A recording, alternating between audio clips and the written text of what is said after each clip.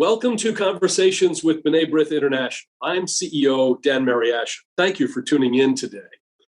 Well, you might not have heard, but Portuguese Jewry is making a comeback in a big way. Jews have lived in what is now Portugal for more than 2,000 years, even prior to the Roman Empire. They've endured expulsion, religious persecution and oppression, and numerous other forms of anti-Semitism over these years. And while most know that Spain expelled its Jewish population as part of the Spanish Inquisition in 1492, perhaps fewer realize that Portugal issued its own edict of expulsion to its Jewish community, including the 120,000 Jews who fled Spain just a few years earlier. Portugal's edict lasted another 3+ centuries, meaning there was really little opportunity for a Jewish community to prosper. Today, Portugal is home to almost 6,000 Jews, with the majority in Lisbon and Oporto, and many descended from traditional Sephardic families from the Balkans or Arab or Muslim countries. And that number is increasing thanks to a 2015 law of return statute that was approved by Portugal's parliament, allowing descendants of Sephardic Jews expelled from Portugal to acquire Portuguese nationality. With me to speak about the history and the inspiring rebirth of Portuguese Jewry is José Ribeiro e Castro, president of the Portuguese Historical Society and the Portuguese Member of Parliament who authored that key piece of legislation. Castro is a tireless advocate for Portugal's Jewish community, dedicated to fully correcting a historic injustice. A lawyer and journalist by background, he's been involved in politics for more than 40 years, including as leader of the People's Party.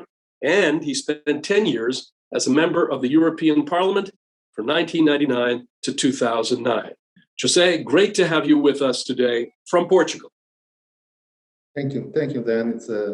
It's an honor and a pleasure to be in your program via internet.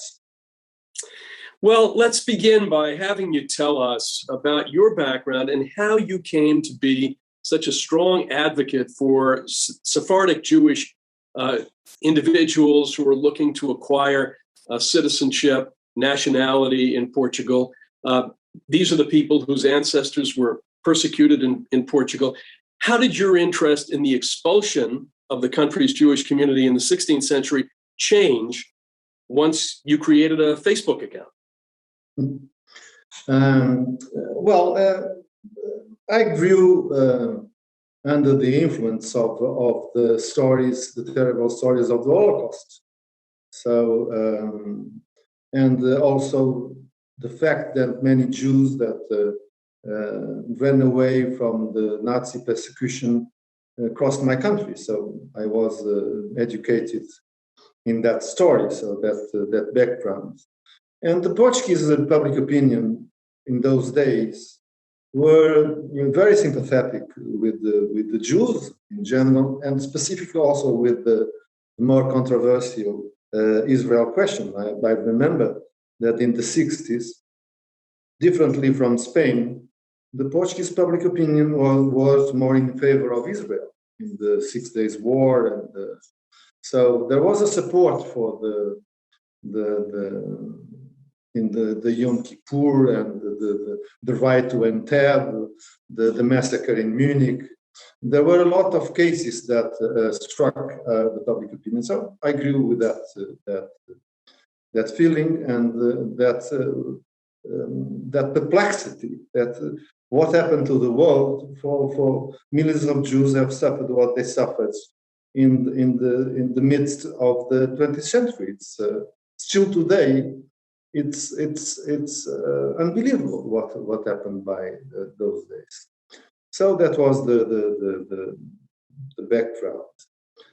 And of course, I was aware, and it was a bit strange, that the Jews were in Portugal before Portugal existed. And so they were part of the foundation of the country.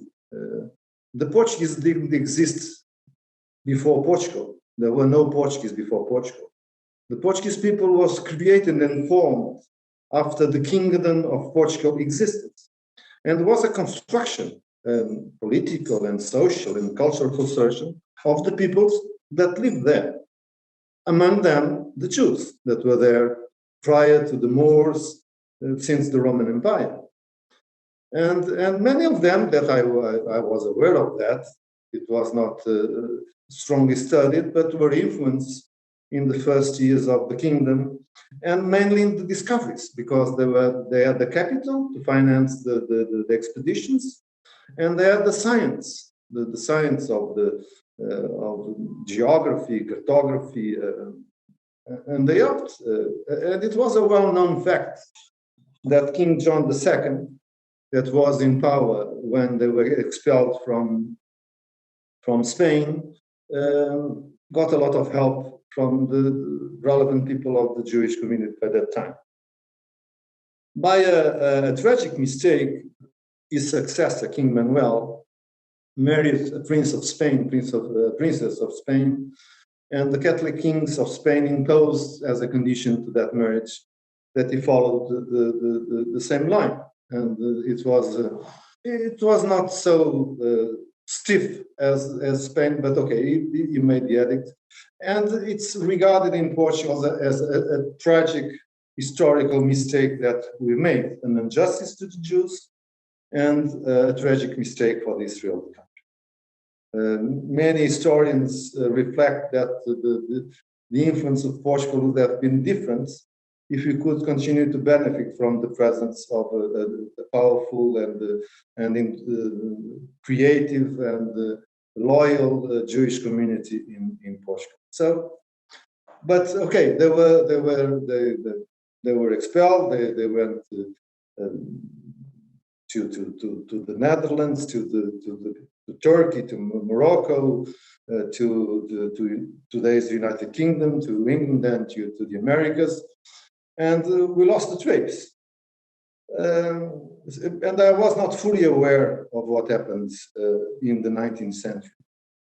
Then I was in the Parliament in the 2010, and I was approached via internet, via Facebook, by a Jew living in New York, and asked me if something could be done. I was chairman of the Foreign Affairs Committee at the time. I studied. I said, yes, I think you are entitled to apply for citizenship already with that law, and I still believe it could have been done. But they were not organized, and so that line was lost. And in the following parliaments, the socialists and myself, we presented two projects to introduce a specific disposition to open the door to that the descendants could recover the citizenship that they've lost. And it was more successful than we could imagine. Our idea was to reestablish the link. Many families have came back since the early 19th century after the Inquisition was closed, and many families, not Sephardic only, but also Ashkenazis that came to that time because it was safe. And then it was World War II. Many people who were fleeing from Europe stayed, and families stayed. Some members stayed in Portugal. But there was this missing link with the past, and that's what we intended to establish. So to fly over 3 or 4 centuries and to reestablish that connection with the foundation of the country. And it's very interesting. Recently established, my society established a protocol with the Jewish community of Oporto, and the inspiration is taken from the king, our first king, Alfonso, and Yahya ben Yahya, who was the first rabbi of Portugal, and was a good friend with the king. And he was his line started the line of his son, his grandson, of successive rabbis in Portugal in first year. So it's very interesting to reestablish this link. And I think this will enrich a lot the body of the nation, because I regard the Jews as the full part of the Portuguese nation. They built it also. And this, for me, means not only those that live in Portugal, the territory, but all the diaspora. For instance, Mr. Kaduri, who gave his name, his family gave his name to the synagogue in Oporto, is a family in Hong Kong. And it's very curious that he doesn't speak Portuguese, but he's a member of the Lusitania Gremium of the Portuguese Association of Hong Kong. He was already before this law. So that relation exists, and we want to revive those links that never disappeared. It's very, very curious that they never disappeared. Well, it's certainly an admirable effort. You do head the Historical Society. I'd like to just go back a little bit in the history to talk about two very important developments. One is that at the time of the expulsion, there were Jews who converted to Catholicism, who continued to maintain Jewish practice. And even to this day, a community of these individuals, or their descendants, of course, are still living in Portugal. So there was that connection. And the other, more recently, in terms of World War II history, you said that so many Jews crossed through Portugal during the time of the Holocaust.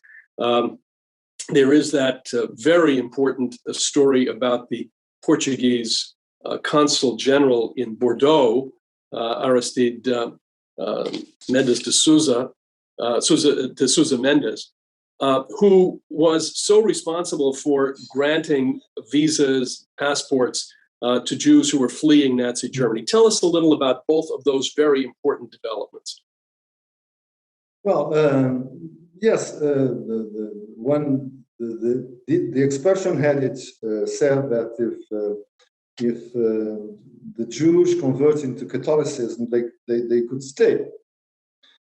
And so that gave birth to what we call the Cristãos Novos, the new Christians. The new Christians were former Jews that became Christians. You regard them as crypto-Jews. I believe it's the same thing. And there are two kinds, of course, people that were forced and never accept that they were not really Christians, and some that became Christians. I have some friends that, for instance, a former mayor in the 80s from my party, Mr. Nuno Abcacis, was from family. Abcacis is a Jewish name, and it was a well-known family of Cristãos Novos, of new Christians. And he was a very enthusiastic Catholic and a very committed Catholic, but from Jewish descendants. There are people that suffered a lot. Even we know that the Inquisition persecuted many of those crypto-Jews or new Christians because they were accused, denounced. Inquisition was a bit of a phenomenon of libel and also of personal persecution, and people are accused of continuing in secret the Jewish practice. So it's not a one-way story. So there are many different stories inside the same book. There are some curiosities. There's chorizo. You know what's chorizo? It's a pork made in the north of Portugal, very typical food that is not pork, is chicken. And it was fabricated by Jews to simulate it was chorizo, and it was not pork, it was chicken. And so this is part of the anecdotes of the persecution. So it's curiosity. As to yes. And you can, I mean, there is still a community, I believe, and it's at Belmont. Yes, Maranhos. Yes. Of Maran, yes. There were those communities of Jews lost connection with the world Jewish community, and finally they developed their own traditions. And there are also discussions among the Jewish communities if they should acknowledge them as real Jews or not. There's in the story of the Oporto Jewish community, one of his leaders was Captain Arthur Sousa Bastos, that in the early 20th century tried to connect with those communities, forgotten communities in the villages in the north of the country, trying to reconnect with the worldwide Jewish community. In part, he failed because they had developed a specific tradition that was not considered common to the Jewish orthodoxy. So there are many curiosities to study in these centuries. As to Aristides Sousa Mendes, he was put aside by the regime at that time because of lack of discipline, but he is very well considered and regarded in Portugal as an hero for many, a human rights hero. So he's a modern hero. He's an hero of the human rights era, and he's very considered by Jews. Many of them still alive and pay tribute and tell. I've listened, of course, because of the age. Many have died, but since I was 30, I listened to so many stories of people, most that through Portugal fled to America, and had a very strong devotion to Aristides Sousa Mendes. And now justice is being made. We have a family house in the center north of the country that was in ruins. It's finally being rebuilt and refurbished, and is very admired. It's a reference. It was not the single case of Portuguese diplomat that there's another case in Hungary, I believe, that did similar actions. But he is the most prominent prominent man, diplomat, consul, that risked his career and his position to help many Jews to escape the Holocaust. Well, he's part of a small group of diplomats. There were several others in other parts of the world who, at the same time, were also granting visas. There are great stories about the courage, and as you pointed out, as a result of his doing this, of his saving thousands of people, he fell out of favor in his own ministry. And it was only later, of course, that he was rehabilitated to the point where you've said where today his name is a much honored name. Just to talk about the Jewish communities of Lisbon and Oporto, two largest cities in the country. Parenthetically, we're very proud that Oporto has just established a branch of our organization, B'nai B'rith. Tell us about those communities. And when we talked a little bit earlier about the nationality process, which you were so deeply responsible for, but when did folks start to come back into Portugal? And it seems that really the revival in Oporto is such a really an amazing story of growth and of kind of a rededication to the important history, Jewish history of that city. Well, I knew more the Lisbon Jewish community because I live in Lisbon, and I knew Bourgeois, Karp, Stermuxnik, other people in the Lisbon community. With Oporto, I had not so many connection, but I started to connect with Oporto because of this law. They have a beautiful synagogue. Synagogue is a beauty. It's a magnificent building, built in the 30s, I believe, of last century. But there was not so many people there. I've seen recently a small movie that they produced 1 hour long, very interesting, The Light of Judah, and it tells the story of the Oporto Jewish community. It's very, very interesting to understand. It was a coincidence. So there was a new group of people that revived the community. Michael Rothwell that came from England, and other people. And the law really was passed in 2013. In 2015 was the regulation that put the law into force. But the law, the debate, the magic was in 2013. Why I say the magic? Because it's so rare that the parliament passes a law by unanimously, and this law was passed unanimously. It was a beautiful moment in the parliament, beautiful moment. Sometimes very emotional. It was very strong. And then the regulation took almost 2 years to put forward. And it was a tremendous success. So people started to apply. And that the community in Oporto is very dynamic. Namely, David is very committed. And a lot of people apply. So the growth of the community by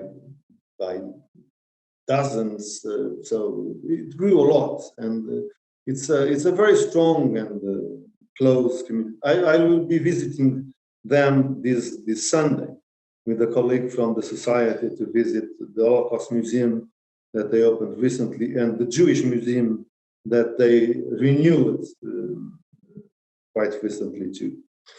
And it's good to see. So they clearly have a line. They know where they are heading to, and this is good.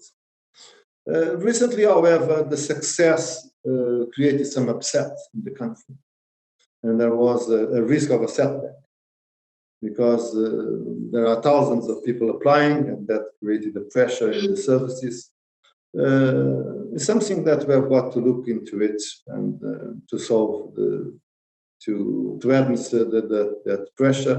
There was strange movements in the side of the government and in the ruling Socialist Party, but I think the Prime Minister must have been imposed the right line. So there was a strong relation. I reacted very strongly, other people too, and so the law is as it is. But of course, we have got to administer the law.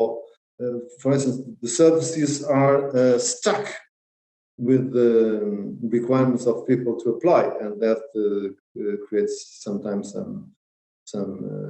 some concerns that we have got to deal with. But the line is there, and I think the reestablishment of an open, close, strong relationship with between Portugal and the descendants of the Jews that want to reestablish that ancestry with Portugal will stay. You know, it isn't very often, really, that people have an opportunity centuries later to correct a historic wrong. This is most people would like to do that, are not able to do it. Let me add something. This is called a law of return, and there is a lot of controversy around the law of returns. How can I return anything to someone that died 4 centuries ago.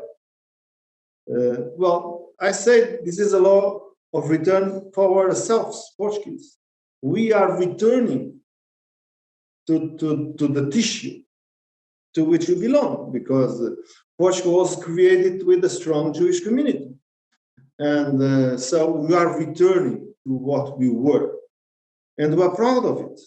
We must be proud of it. We cannot say that our cultural is Christian Jew or Jewish Christian, as we say, and we look for Jews. Where are they? They are not there anymore. That's a bit strange.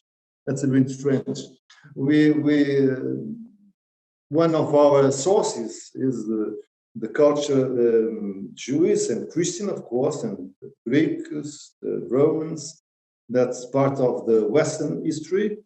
And so it's very good for us to return to what we were until the end of the 15th century. So it's we that are returning to that relationship.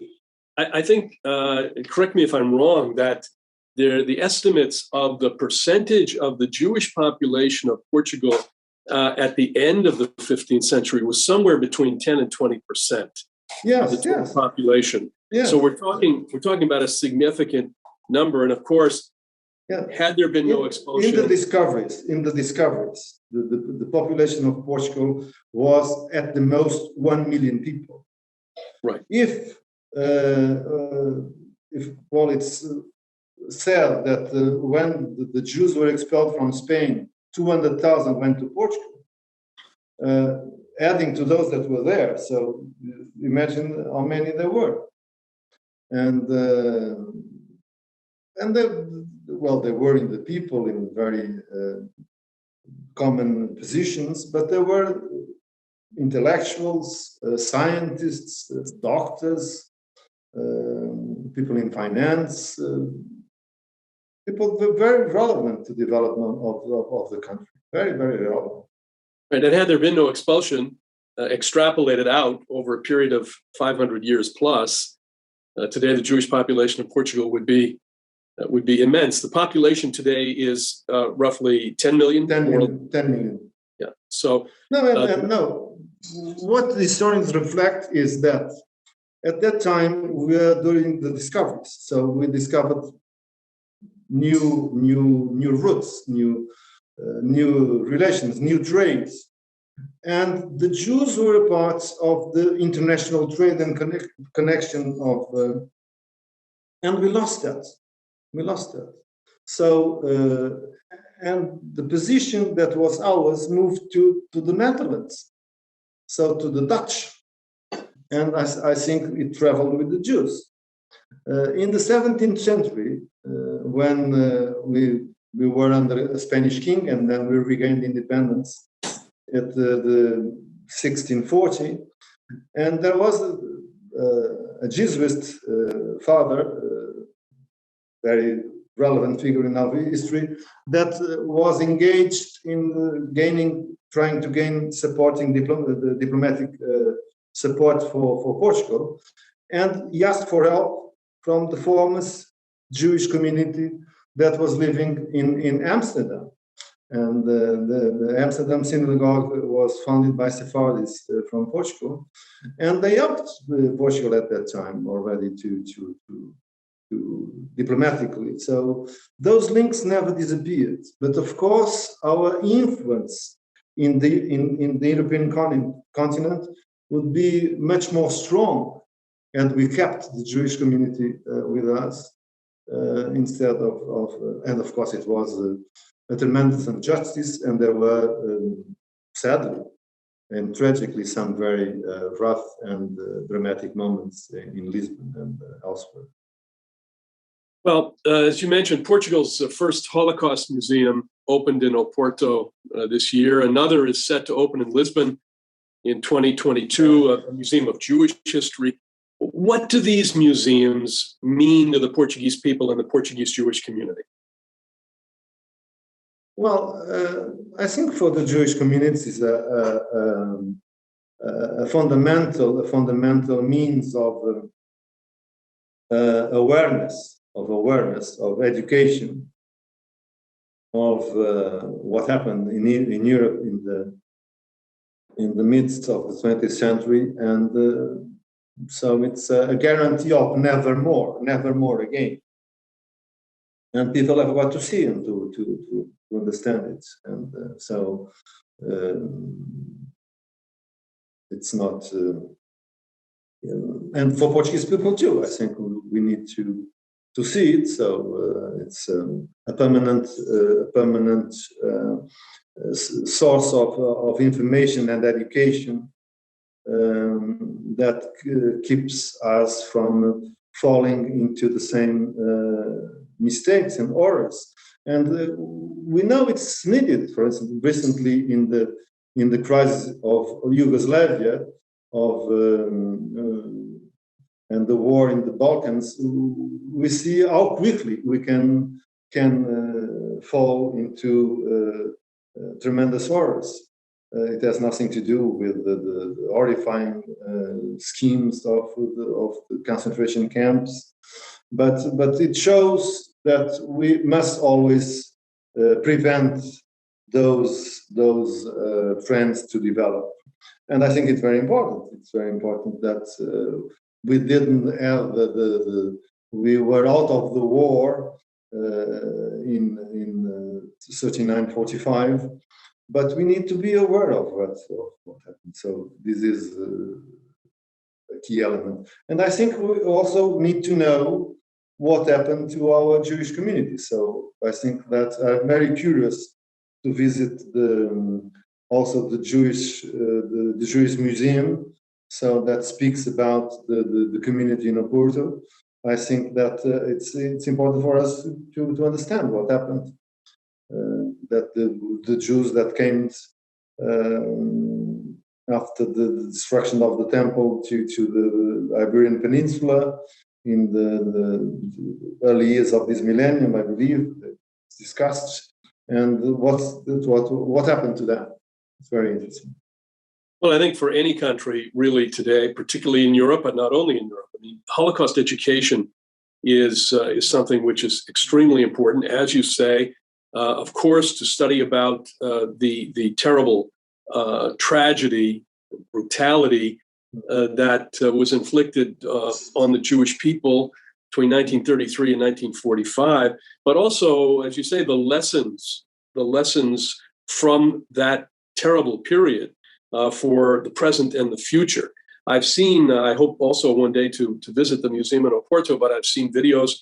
I also have seen some personal testimonies from survivors who are living in Portugal. One lady that, yes, one lady, the member of the community that survived the camps. Yeah. It's a powerful testimony, particularly for young people, but of course not only for young people. So, I think it's very important. For instance, for me, it was very impressive to visit. I went there twice, Auschwitz and Birkenau, and what impressed me when I was there was two things. The ground in Auschwitz, it's small stones, and I was filming while walking, and I listened to the film. My feet sounded as boots of army soldiers. It was terrible.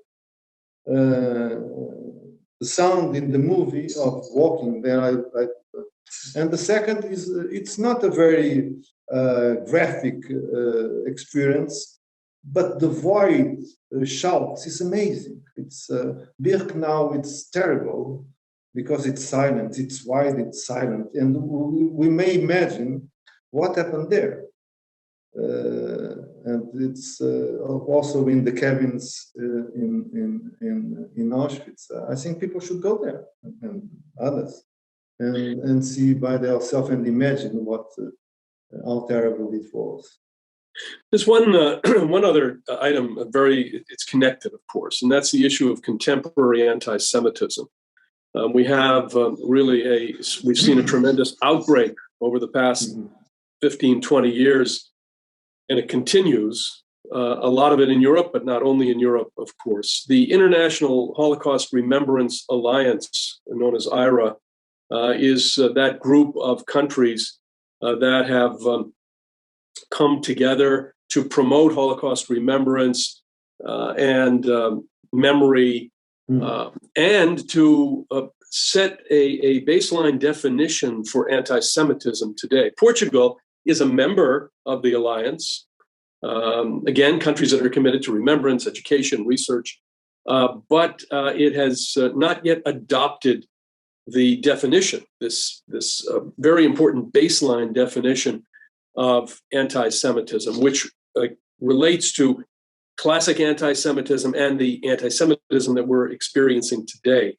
And we hope that Portugal will adopt that definition, like so many other countries. I think now over 30 countries have adopted it. So we're hoping that perhaps this year Portugal will do that. I'd like to ask you now. You're head of the Historical Society, but being head of the Historical Society is not only a matter of history; it's also looking ahead, because history is an inspiration. History is being made every day, so we're living history. Actually, what are your hopes for the future of the Jewish community in Portugal, and what would you like to see from Portuguese civil society as a whole when it comes to educating about the Jewish community, combating anti-Semitism, combating Holocaust denial, all of that? What do you hope for the future going forward? Well, regarding the question you mentioned about Portugal having not adopted the new definition of anti-Semitism, I'm not familiar with the details, but I would ask you to email me those lines, because I personally engage myself with other people to have that definition adopted also by my country. Because we are right, and this is a very worrisome question, that anti-Semitism is there. You can see it. There are small signs, but meaningful signs in France, for instance, in other countries. And we must fight that. Of course, the question is excited and changed because of the Palestinian question and the Israeli politics. But it's outrageous that people accept that anyone refers to Israel politics as they were practicing Holocaust, as we often listen to leftist parties do. That is a way of awful denial as to the past that we must not accept, regardless of the views of people have the Middle East question. Nothing can be confounded with the Holocaust, and there's a line that we must never cross regarding anti-Semitic beliefs and revival. So, well, there are groups in Portugal. I'm linked to some that support those concerns. The government created now a line near the foreign ministry to support more action in this concern, never more against the Holocaust. So some remembrance, and every end of January giving some messages, strong messages to schools. And I think that you have now a very good ambassador in Lisbon, very straightforward and very active, and the Jewish communities also are developing a good work. Well, what I hope is that, we made a protocol recently with the Oporto community, and we intend this year to establish also a similar one with the Lisbon community, also with other communities, and so that the Jewish communities are fully understood by the Portuguese society at large, and respected. I think in a general manner they are. And there are even people that are very that intervene a lot in media, but they could come forward more often and explain their views of this reinitiated strong connection with Portugal. I'm very fond of discovering and show with pride to the Portuguese people the stories of Jewish prominent figures in the 12th century, in 13th century, in 14th century, in 15th century, in the 16th century, that were very relevant in Portugal and show that we are returning to what we were, and how more rich we are with this relation. I also, this is more difficult, but as the recent debate around the law showed, but I think it was a stupid message, so that the intelligent message passes, that the relation of the Jews with the Jews is not only single with those that live in Portugal, in the territory, but also with all the Jews of Portuguese ancestry that live in Moscow, in Germany, in Turkey, in Hong Kong, and that the Jewish Sephardic diaspora mixes with the Portuguese diaspora that is also very wide and very large in the world, and that those relations are established and recognized and celebrated as part of the same fabric. If I explain myself, I think we need to take this new meeting, this comeback, to everywhere in the world where there's a Portuguese and the Sephardic that remembers his history and from their father and mother, for their grandparents, their grandparents. It's something that moved me when I got involved in this story, was that I met people that still kept the key of the door where they live. They didn't know where the house was, where their ancestors lived, but they still had the key of the door where they lived, or a small memento, a book, or something that was very precious to them, and that people, families, throughout centuries could keep those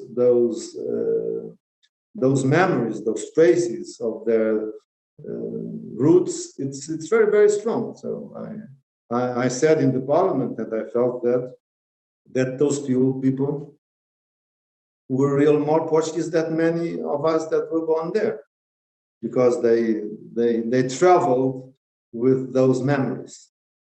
You know, you said something just now which I think is extremely important. You don't necessarily have to even have those Portuguese roots as someone who is Jewish to be connected to that history, because history of the Jewish people was made in many places. Yeah. Portugal was one of them, and for a certain number of years, it really was a very glorious history. As you said, producing many scholars, poets, musicians, writers. And so as the Portuguese community now experiences this rebirth, it's not only the issue of the citizenship issue, the nationality issue, it's also the connectivity that we have to this very important place in our history and also now in our present. So I really thank you for the important role that you've played not only as a member of parliament at that very important moment in terms of the legislation, but also in all you're doing now with the Historical Society in shining a light really on this period of history. Some of it glorious, some of it tragic in terms of the expulsion, the persecution, but now being able to, as we say, the expression facing history, coming to grips with history, and then taking it from there and doing what you're doing with it today and doing what the communities in Lisbon and Oporto are doing as well. So, José, thank you for being here with me today, for your tireless advocacy on behalf of the Portuguese Jewish community, and we're so pleased that you could join us. Thank you. Thank you. Let me say something. Some people criticized that the law was too generous and people were looking for a passport of convenience. Let me say that if the Jews regard Portugal as a safe haven, that's good for us. It's very good for us. Well, thank you again. Our thanks to José Ribeiro e Castro for sharing his insights about the history and exciting rebirth of Portuguese Jewry. And thank you for tuning into this conversation with B'nai B'rith. Well, if you enjoyed this discussion, make sure you never miss a program by subscribing to the B'nai B'rith YouTube channel, liking us on Facebook, and following us on Twitter. And be sure to visit our website, bnaibrith.org, to learn more about our important work. See you again soon, everyone. Take care.